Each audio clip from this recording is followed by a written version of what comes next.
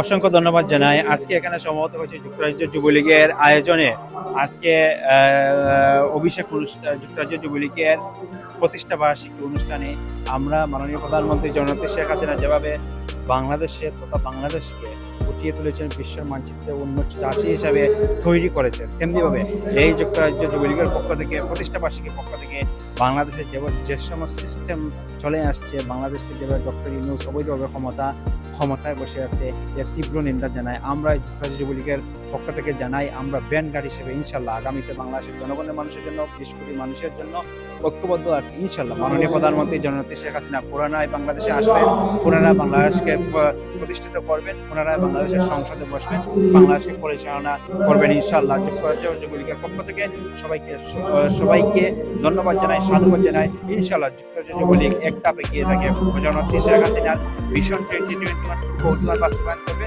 তেমনিভাবে যুক্তরাজ্য যুবলীগ জননেত্রী শেখ হাসিনার জন্য ব্যান্ডগার্ড হিসেবে কাজ করবে। সবাইকে ধন্যবাদ। জয় বাংলা, জয় বঙ্গবন্ধু।